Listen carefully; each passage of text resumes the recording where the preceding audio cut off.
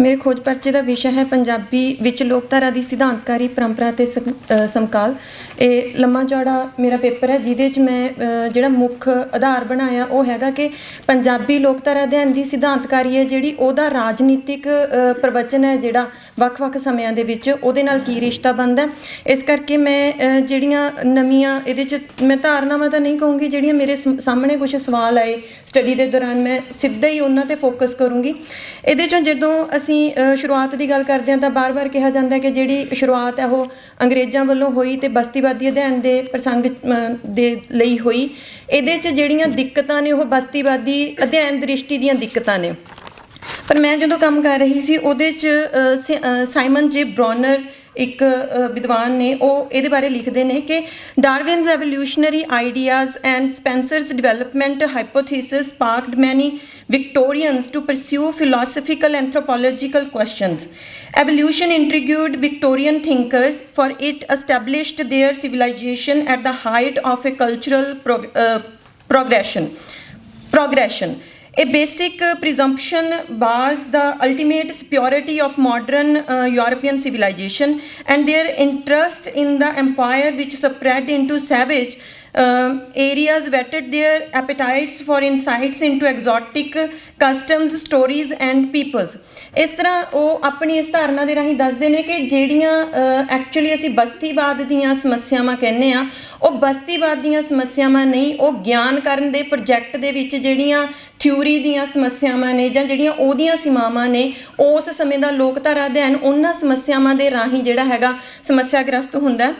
ਇਹਨੂੰ ਅਸੀਂ ਕਹਿ ਸਕਦੇ ਹਾਂ ਕਿ ਮੁੱਢਲੇ ਰੂਪ ਵਿੱਚ ਪੰਜਾਬੀ ਲੋਕਧਾਰਾ ਅਧਿਐਨ ਲੋਕਾਂ ਦੀ ਜੀਵਨ ਸ਼ੈਲੀ ਅੰਦਰ ਪਏ ਪਾਰੰਪਰਿਕ ਰੂਪਾਂ ਦੀ ਪਛਾਣ ਅਤੇ ਵਿਆਖਿਆ ਨਾਲ ਸੰਬੰਧਿਤ ਸੀ, ਜਿਸ ਉੱਪਰ ਪੱਛਮ ਦੇ ਆਧੁਨਿਕ ਬੋਧ ਦੇ ਅਧੀਨ ਵਿਕਾਸਵਾਦੀ ਸਿਧਾਂਤ ਦਾ ਪ੍ਰਭਾਵ ਪ੍ਰਤੱਖ ਰੂਪ ਵਿੱਚ ਹਾਜ਼ਰ ਰਹਿੰਦਾ ਹੈ।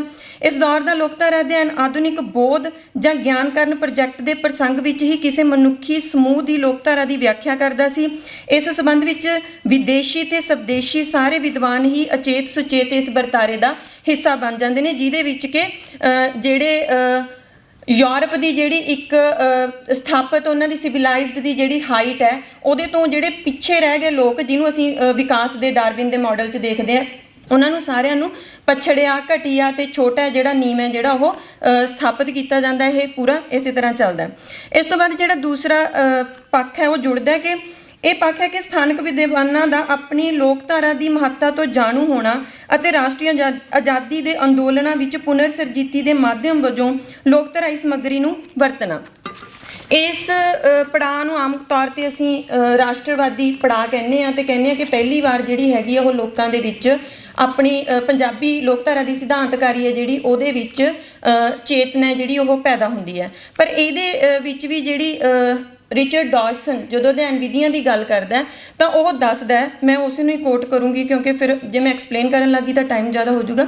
With powerful aggressive nations folklore has proved to be formidable and diabolic weapon of propaganda, and here in our consideration of theory we must recognize the existence and persuasiveness of evil theory. Nazi Germany harnessed folklorists to buttress the ideology of a master race united through mystical bonds of blood and culture, including folk culture. Soviet Russia has laid down a party line of folklore, conveniently finding in workers' songs and legends the communist spirit of social and revolutionary protest. ਇਹਦਾ ਮਤਲਬ ਹੈ ਕਿ ਜਦੋਂ ਅਸੀਂ ਰਾਸ਼ਟਰਵਾਦੀ ਪਹੁੰਚ ਦੀ ਗੱਲ ਕਰਦੇ ਹਾਂ ਤਾਂ ਉਹਦੀਆਂ ਅੱਗੇ ਜਿਹੜੀਆਂ ਹੈਗੀਆਂ ਨੇ ਡਾਰਸਨ ਦੋ ਢੰਗ ਤਰੀਕੇ ਲੱਭਦਾ। ਉਹਦੇ 'ਚੋਂ ਕਹਿੰਦਾ ਕਿ ਇੱਕ ਤਾਂ ਉਹ ਲੋਕ ਨੇ ਜਿਹੜੇ ਰਾਸ਼ਟਰਵਾਦੀ ਪਹੁੰਚ ਦੇ ਅਧੀਨ ਇੱਕ ਲਾਈਨ ਹੈ ਜਿਹੜੀ ਉਹ ਖਿੱਚਦੇ ਨੇ। ਇਸ ਲਾਈਨ ਦੇ ਵਿੱਚ ਉਹ ਨਾਜ਼ੀਆਂ ਦਾ ਜਿਹੜਾ ਰਾਸ਼ਟਰਵਾਦ ਹੈ ਅਤੇ ਸੋਵੀਅਤ ਰੂਸ ਦਾ ਜਿਹੜਾ ਰਾਸ਼ਟਰਵਾਦ ਹੈ ਉਹਦੇ ਵਿੱਚੋਂ ਫੋਕਲੋਰ ਦੀ ਸਟੱਡੀ ਨੂੰ ਦੇਖਦਾ। ਪਰ ਇਹਦੇ ਨਾਲ ਹੀ ਉਹ ਦੂਸਰੇ ਅਧਿਐਨ ਦੇ ਵਿੱਚ ਕਹਿੰਦਾ ਕਿ among the established nations another division can be charted between those nations manipulating the study of folklore for political ends and those encouraging its objective study in order to enrich the known stock of national traditions. ਇਹਦਾ ਮਤਲਬ ਕਿ ਦੂਸਰੀ ਤਰ੍ਹਾਂ ਦੀ ਜਿਹੜੀ ਰਾਸ਼ਟਰਵਾਦੀ ਪਹੁੰਚ ਹੈ, ਇਹ ਉਹ ਪਹੁੰਚ ਹੈ ਜਿਹੜੀ ਚਾਹੇ ਫੋਕਲੋਰ ਨੂੰ ਰਾਸ਼ਟਰਵਾਦੀ ਚੇਤਨਾ ਦੇ ਵਿੱਚੋਂ, ਰਾਸ਼ਟਰੀ ਅੰਦੋਲਨਾਂ ਦੀ ਜਿਹੜੀ ਆਜ਼ਾਦੀ ਦੇ ਅੰਦੋਲਨ ਚੱਲੇ ਉਹਨਾਂ ਦੇ ਵਿੱਚੋਂ ਗ੍ਰਹਿਣ ਕਰਦੀ ਹੈ, ਪਰ ਫਿਰ ਵੀ ਇਹ ਫੋਕਲੋਰ ਦੀ ਆਬਜੈਕਟਿਵ ਸਟੱਡੀ ਲਈ ਹੈ ਜਿਹੜਾ ਉਹ ਰਸਤਾ ਖੋਲ੍ਹਦੀ ਹੈ। ਪੰਜਾਬੀ ਦੇ ਵਿੱਚ ਜਦੋਂ ਅਸੀਂ ਦੇਖਦੇ ਹਾਂ ਤਾਂ ਇਹ ਲੋਕਧਾਰਾ ਅਧਿਐਨ ਪੰਜਾਬੀ ਵਿੱਚ ਮਹੱਤਵਪੂਰਨ ਪੜਾਅ ਦੀ ਸ਼ੁਰੂਆਤ ਸੀ, ਲੇਕਿਨ ਜਿਵੇਂ ਰਿਚਰਡ ਇਸ਼ਾਰਾ ਕਰਦਾ ਇਸ ਦੀਆਂ ਆਪਣੀਆਂ ਗੰਭੀਰ ਸੀਮਾਵਾਂ ਸਨ।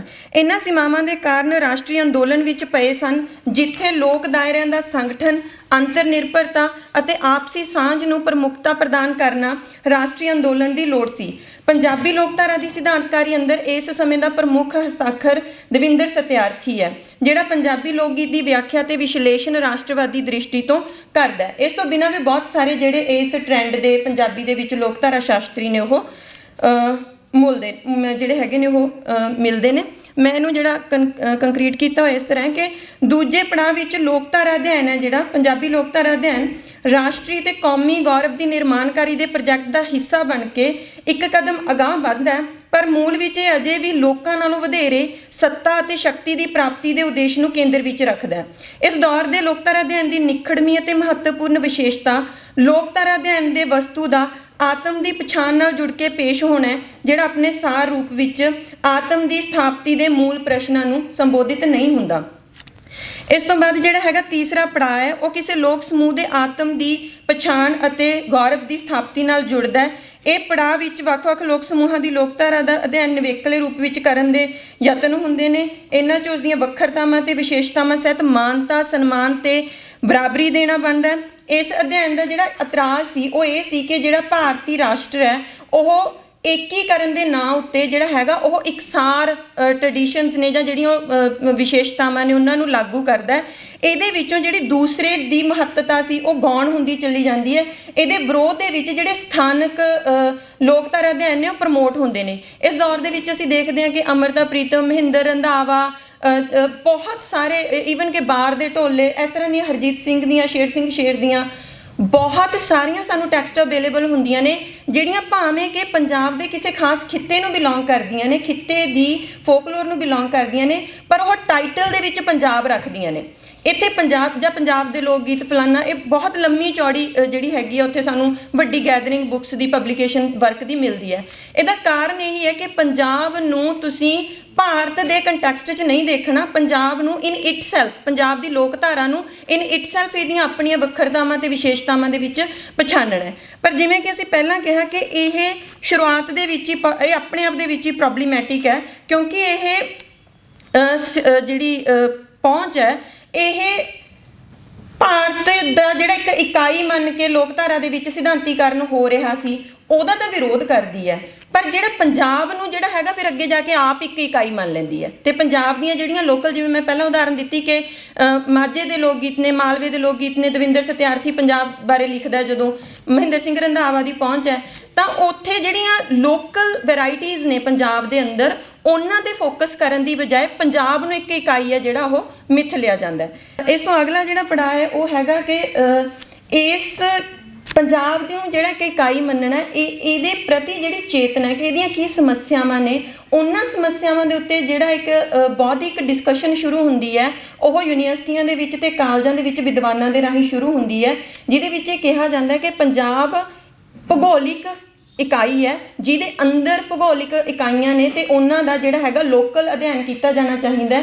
ਇਹ ਅਧਿਐਨ ਡਾਕਟਰ ਨਾਹਰ ਸਿੰਘ ਦੇ ਜਿਹੜਾ ਹੈਗਾ ਲੋਕ ਦਾਇਰਿਆਂ ਦੇ ਸਿਧਾਂਤ ਨਾਲ ਸਾਡੇ ਸਾਹਮਣੇ ਬਹੁਤ ਸਪਸ਼ਟ ਰੂਪ ਦੇ ਵਿੱਚ ਆਉਂਦਾ ਤੇ ਉਸ ਤੋਂ ਬਾਅਦ ਇੱਕ ਨਵਾਂ ਜਿਹੜਾ ਟ੍ਰੈਂਡ ਹੈ ਸਿਧਾਂਤਕਾਰੀ ਦਾ ਉਹ ਸਥਾਪਿਤ ਹੁੰਦਾ, ਜਿਹਦੇ ਵਿੱਚ ਮਾਝੇ ਦੇ ਲੋਕ ਗੀਤ, ਪੁਆਧ ਦੇ ਲੋਕ ਗੀਤ, ਮਾਝਾ, ਪੁਆਧ, ਦੁਆਬਾ, ਮਾਲਵਾ, ਇਹਨਾਂ ਸਾਰੇ ਰੀਜ਼ਨਸ ਦਾ ਜਿਹੜਾ ਲੋਕਧਾਰਾ ਦਾ ਅਧਿਐਨ ਹੈ ਉਹਨੂੰ ਸਿਧਾਂਤਕਾਰੀ ਦੇ ਪੱਖ ਤੋਂ ਨਵੇਂ ਤਰੀਕੇ ਨਾਲ ਕੀਤਾ ਜਾਂਦਾ।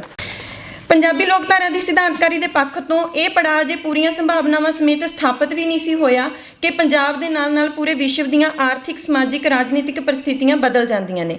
ਇਹਨਾਂ ਪਰਿਸਥਿਤੀਆਂ ਦੇ ਬਦਲਣ ਦਾ ਪ੍ਰਸੰਗ ਖੁੱਲ੍ਹੀ ਅਰਥ ਵਿਵਸਥਾ ਭਾਵ ਵਿਸ਼ਵੀਕਰਨ ਨਾਲ ਜੁੜਦਾ ਹੈ। ਵਿਸ਼ਵੀਕਰਨ ਦੇ ਤਹਿਤ ਮੰਡੀ ਦੀਆਂ ਹਾਲਤਾਂ ਅਨੁਕੂਲ ਸੱਭਿਆਚਾਰਕ ਸਾਮਰਾਜਵਾਦ ਪੈਦਾ ਹੋਇਆ, ਜਿਸ ਨੇ ਲੋਕਧਾਰਾ ਅਤੇ ਲੋਕਧਾਰਾ ਅਧਿਐਨ ਨੂੰ ਤਕਨਾਲੋਜੀ ਦਾ ਨਵਾਂ ਕੇਂਦਰ ਦਿੱਤਾ ਅਤੇ ਇਸ ਦੇ ਸਹਾਰੇ ਨਾ ਕੇਵਲ ਲੋਕਧਾਰਾ ਸਗੋਂ ਲੋਕਧਾਰਾ ਅਧਿਐਨ ਨੂੰ ਵੀ ਹੈਕ ਕਰ ਲਿਆ।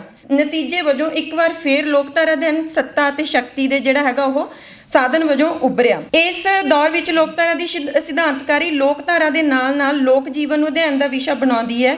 ਇੰਨਾ ਹੀ ਨਹੀਂ, ਇਸ ਤੋਂ ਪਹਿਲਾਂ ਲੋਕਧਾਰਾ ਦੇ ਕੇਵਲ ਪਰੰਪਰਾਗਤ ਰੂਪ ਹੀ ਪੰਜਾਬੀ ਲੋਕਧਾਰਾ ਦੀ ਸਿਧਾਂਤਕਾਰੀ ਦਾ ਅਧਿਐਨ ਵਸਤੂ ਸਨ, ਲੇਕਿਨ ਇਸ ਦੌਰ ਵਿੱਚ ਸਮਕਾਲ ਸਿਧਾਂਤਕਾਰੀ ਦਾ ਮੁੱਖ ਵਿਸ਼ਾ ਬਣਦਾ ਹੈ। ਇਸ ਸੰਬੰਧ ਵਿੱਚ ਲੋਕਧਾਰਾ ਦੀ ਸਿਧਾਂਤਕਾਰੀ ਸਮਕਾਲ ਨੂੰ ਦੋ ਢੰਗਾਂ ਨਾਲ ਸਮਝਣ ਦਾ ਯਤਨ ਕਰਦੀ ਹੈ, ਜਿਨ੍ਹਾਂ ਵਿੱਚੋਂ ਪਹਿਲਾ ਢੰਗ ਪਰੰਪਰਾਗਤ ਲੋਕਧਾਰਾ ਦੀ ਸਮਕਾਲ ਵਿੱਚ ਵਰਤੋਂ ਪ੍ਰਕਾਰਜੀ ਵਰਤੋਂ ਨਾਲ ਜੁੜਦਾ ਹੈ ਤੇ ਦੂਜਾ ਸਮਕਾਲ ਵਿੱਚ ਪੈਦਾ ਹੋ ਰਹੀ ਲੋਕਧਾਰਾ ਨਾਲ ਜੁੜਦਾ ਹੈ। ਇਹ ਜਿਹੜਾ ਟ੍ਰੈਂਡ ਹੈ ਇਹਨੂੰ ਪੰਜਾਬੀ ਦੇ ਵਿੱਚ ਸਥਾਪਿਤ ਕਰਨ ਦਾ, ਇਹਦੀ ਪੂਰੀ ਸਿਧਾਂਤਵਾਦਤਾ ਦਾ ਜਿਹੜਾ ਆਗਮਨ ਹੈ ਉਹ ਡਾਕਟਰ ਗੁਰਮੀਤ ਨੇ ਜਿਹੜੇ ਉਹਨਾਂ ਦੇ ਕੰਮ ਨਾਲ ਹੁੰਦਾ, ਉਹ ਸਮਕਾਲ ਦੇ ਵਿੱਚ ਸਮਕਾਲ ਨੂੰ ਅੰਡਰਸਟੈਂਡ ਕਰਦੇ ਨੇ। ਪਰ ਜਿਵੇਂ ਸਰ ਨੇ ਕਿਹਾ ਸੀ, ਮੈਂ ਇੰਟਰਵਿਊ ਕਰਦੇ ਹੋਏ ਇਹਨਾਂ ਦੇ ਇੱਕ ਚੀਜ਼ ਤੱਕ ਪਹੁੰਚੀ ਸੀ ਕਿ ਇਸੇ ਸਮੇਂ ਸਮਕਾਲ ਇੰਪੋਰਟੈਂਟ ਕਿਉਂ ਬਣਦਾ ਹੈ। ਜਦੋਂ ਅਸੀਂ ਇੰਟਰਨੈਸ਼ਨਲੀ ਦੇਖਦੇ ਹਾਂ ਕਿ ਜਦੋਂ ਤੱਕ ਬ੍ਰਿਟਿਸ਼ ਰੂਲ ਜਾਂ ਜਿਹੜੀ British view point of folklore study ਹੈ ਉਹ ਰਹਿੰਦਾ, ਉਦੋਂ ਤੱਕ ਪਰੰਪਰਾ ਇੰਪੋਰਟੈਂਟ ਰਹਿੰਦੀ ਹੈ। ਆਪਾਂ ਸਾਈਮਨ ਦੇ ਸ਼ਬਦਾਂ 'ਚ ਦੇਖ ਚੁੱਕੇ ਹਾਂ ਕਿ ਕਿਉਂਕਿ ਉਹਨਾਂ ਨੇ ਪਰੰਪਰਾ ਦੇ ਕੰਟੈਕਸਟ ਦੇ ਵਿੱਚ ਆਪਣੇ ਆਪ ਨੂੰ ਸਥਾਪਿਤ ਕਰਨਾ ਹੈ ਕਿ ਅਸੀਂ ਕਿਸੇ ਖਾਸ ਥਾਂ ਦੇ ਉੱਤੇ ਪਹੁੰਚੇ ਹਾਂ। ਪਰ ਸਮਕਾਲ ਦੇ ਵਿੱਚ ਅਸੀਂ ਦੇਖਦੇ ਹਾਂ ਕਿ ਅਮਰੀਕਾ ਸੈਂਟਰ ਹੈ ਪੂਰੀ ਦੁਨੀਆ ਦੇ ਉੱਤੇ ਪਾਵਰ ਦਾ, ਪਰ ਅਮਰੀਕਾ ਜਿਹੜਾ ਉਹ ਪਿੱਛੇ ਨਹੀਂ ਮੁੜ ਸਕਦਾ। ਸਰ ਨੇ ਜਿਹੜੇ ਹੈਗਾ ਉੱਥੇ ਜਿਹੜਾ ਉਹਨਾਂ ਨੇ ਸਥਾਨਕ ਲੋਕਾਂ ਨਾਲ ਜੋ ਬਿਹੇਵ ਕੀਤਾ ਉਹਦੇ ਬਾਰੇ ਉਦਾਹਰਨ ਦਿੱਤੀ, ਕਿਉਂਕਿ ਅਮਰੀਕਾ ਕੋਲ ਪਿੱਛੇ ਮੁੜਨ ਦਾ ਕੋਈ ਆਪਣਾ ਰਸਤਾ ਨਹੀਂ ਹੈਗਾ। ਫਿਰ ਉਹਨੇ ਲੋਕਧਾਰਾ ਦੀ ਸਟੱਡੀ ਕਿੱਥੋਂ ਕਰਨੀ ਹੈ? ਫਿਰ ਉਹਨੇ ਲੋਕਧਾਰਾ ਦੀ ਸਟੱਡੀ ਹੈ ਜਿਹੜੀ ਉਹ ਸਮਕਾਲ ਦੇ ਵਿੱਚੋਂ ਤਲਾਸ਼ਣੀ ਹੈ। ਮੈਂ ਇਹਦੇ 'ਚ ਗਲਤ ਠੀਕ ਹੋ ਸਕਦੀ ਹਾਂ, ਪਰ ਮੈਨੂੰ ਇਸ ਪ੍ਰਸੰਗ 'ਚ ਦੇਖਿਆ ਕਿ ਸ਼ਾਇਦ ਸਮਕਾਲ ਹੈ ਜਿਹੜਾ ਉਹ 90s ਤੋਂ ਬਾਅਦ ਫੋਕਲੋਰ ਦੇ ਵਿੱਚ ਐਸਟੈਬਲਿਸ਼ ਹੁੰਦਾ ਅਤੇ ਜਾਂ ਕਹੀਏ ਕਿ ਪੱਕੀ ਤਰ੍ਹਾਂ ਸਥਾਪਿਤ ਇਸ ਲਈ ਹੁੰਦਾ ਕਿਉਂਕਿ ਹੁਣ ਸੈਂਟਰ ਦੇ ਵਿੱਚ ਅਮਰੀਕਾ ਹੈ ਅਤੇ ਅਮਰੀਕਾ ਦੇ ਵਿੱਚ ਹੋ ਰਹੀਆਂ ਖੋਜਾਂ ਦੇ ਉੱਤੇ ਸਾਰੀ ਦੁਨੀਆ ਦੀ ਨਜ਼ਰ ਹੈ ਅਤੇ ਉੱਥੋਂ ਦਾ ਵੀ ਪੁਆਇੰਟ ਹੈ ਜਿਹੜਾ ਵਿਊ ਪੁਆਇੰਟ ਸਾਰੇ ਕਿਤੇ ਲਾਗੂ ਹੋ ਰਿਹਾ।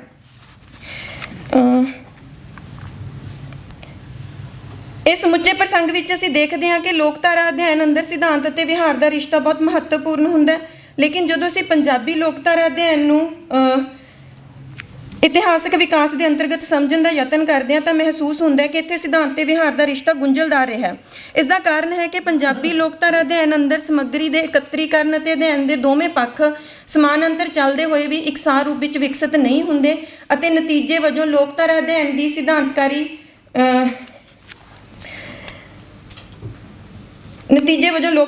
ਦੀ ਸਿਧਾਂਤਕਾਰੀ ਵੀ ਬਹੁਪਰਤੀ, ਬਹੁਪੱਖੀ ਅਤੇ ਬਹੁਪੱਧਰੀ ਪ੍ਰਕਿਰਤੀ ਦੀ ਧਾਰਨੀ ਹੋ ਜਾਂਦੀ ਹੈ।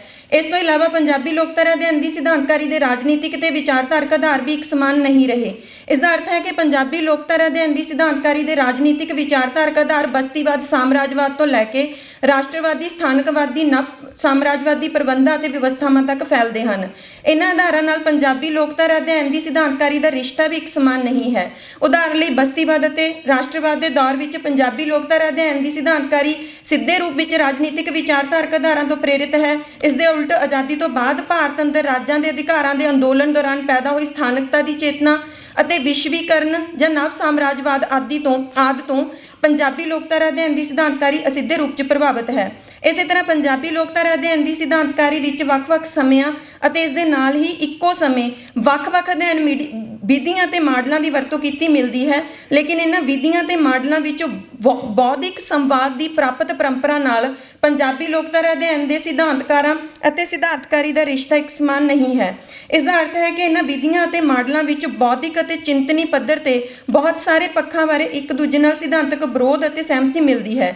ਅਜਿਹੇ ਵਿੱਚ ਇਹਨਾਂ ਵਿਧੀਆਂ ਅਤੇ ਮਾਡਲਾਂ ਨੂੰ ਪੰਜਾਬੀ ਲੋਕਧਾਰਾ ਉੱਪਰ ਲਾਗੂ ਕਰਨ ਸਮੇਂ ਅਧਿਐਨਕਰਤਾ ਦਾ ਪ੍ਰਚਲਿਤ ਜਾਂ ਪ੍ਰਾਪਤ ਬਹਿਸ ਨਾਲ ਸਿਧਾਂਤਕ ਸੰਵਾਦੀ ਰਿਸ਼ਤਾ ਪੰਜਾਬੀ ਲੋਕਧਾਰਾ ਅਧਿਐਨ ਦੀ ਸਿਧਾਂਤਕਾਰੀ ਦੀ ਸਮਝ ਦਾ ਪ੍ਰਤੱਖ ਵਿਸ਼ਾ ਨਹੀਂ ਹੈ, ਲੇਕਿਨ ਇਸ ਰਿਸ਼ਤੇ ਦੀ ਸਮਝ ਤੋਂ ਬਿਨਾਂ ਪੰਜਾਬੀ ਲੋਕਧਾਰਾ ਅਧਿਐਨ ਦੀ ਸਿਧਾਂਤਕਾਰੀ ਬਾਰੇ ਸੁਹਿਰਦ ਸਮਝ ਨਹੀਂ ਬਣਾਈ ਜਾ ਸਕਦੀ। ਇਸ ਦਾ ਕਾਰਨ ਹੈ ਕਿ ਅਜਿਹੇ ਵਿੱਚ ਪੰਜਾਬੀ ਲੋਕਧਾਰਾ ਅਧਿਐਨ ਅੰਤਰਰਾਸ਼ਟਰੀ ਪੱਧਰ ਉੱਪਰ ਵੱਖ-ਵੱਖ ਵਿਧੀਆਂ ਅਤੇ ਮਾਡਲਾਂ ਦੀਆਂ ਸੀਮਾਵਾਂ ਅਤੇ ਸੰਭਾਵਨਾਵਾਂ ਬਾਰੇ ਪ੍ਰਚਲਿਤ ਬਹਿਸ ਪ੍ਰਤੀ ਅਧਿਐਨਕਰਤਾ ਦੀ ਸੰਵਾਦੀ ਜਾਂ ਅਣਜਾਣ ਸਥਿਤੀ ਪ੍ਰਤੱਖ ਰੂਪ ਵਿੱਚ ਉਸ ਦੀ ਸਿਧਾਂਤਕ ਪਹੁੰਚ ਅਤੇ ਸਮਝ ਨੂੰ ਪ੍ਰਭਾਵਿਤ ਕਰਦੀ ਹੈ। ਪੰਜਾਬੀ ਲੋਕਧਾਰਾ ਵਿੱਚ ਕਿਉਂਕਿ ਸੰਵਾਦੀ ਅਤੇ ਅਣਜਾਣ ਦੋਵੇਂ ਤਰ੍ਹਾਂ ਦੀਆਂ ਪਹੁੰਚਾਂ ਵਾਲੇ ਅਧਿਐਨਕਰਤਾ ਅਤੇ ਸਿਧਾਂਤਕਾਰ ਮਿਲਦੇ ਨੇ, ਇਸ ਲਈ ਇਹਨਾਂ ਦੋਵਾਂ ਕਿਸਮਾਂ ਦੇ ਅਧਿਐਨਕਰਤਾਵਾਂ ਦੀ ਸਿਧਾਂਤਕਾਰੀ ਦੀਆਂ ਸੀਮਾਵਾਂ, ਪ੍ਰਾਪਤੀਆਂ ਅਤੇ ਸੰਭਾਵਨਾਵਾਂ ਨੂੰ ਸਮਝਣ ਲਈ ਕੋਈ ਇੱਕ ਮਾਡਲ ਲਾਗੂ ਨਹੀਂ ਕੀਤਾ ਜਾ ਸਕਦਾ। Thank you.